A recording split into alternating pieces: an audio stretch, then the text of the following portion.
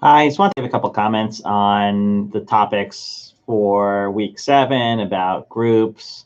Um, One of the big challenges in having groups that people don't think about is creating a system on how to reinforce and motivate group work. Our system is so structured for evaluating employees based on individual performance that oftentimes companies don't look to find ways to motivate, reinforce, give feedback based on how well people work in groups. So we're so used to these kind of competitive environments that we don't really have things set in place, or a lot of companies don't have things set in place to reinforce cooperation.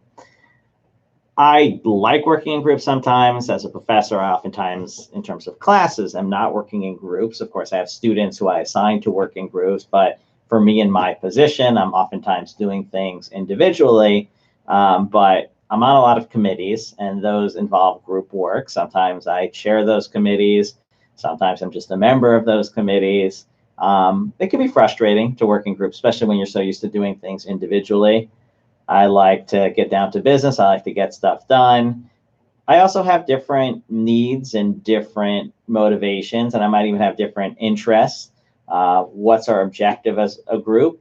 Sometimes working in committee, different faculty members who come from different departments have different interests, and therefore there can be conflict working in a group where oftentimes I'm just looking out for either the needs of my students, my personal needs, the psychology departments, right? Things related back to myself. So, that can be challenging at times, but I do enjoy it because it fulfills some kind of social needs. Sure, I have interactions with students all day long, but it's nice to kind of get together, especially with colleagues outside of the psychology department, come together with a common interest, solve a problem. It feels good, give each other, good feedback on that process.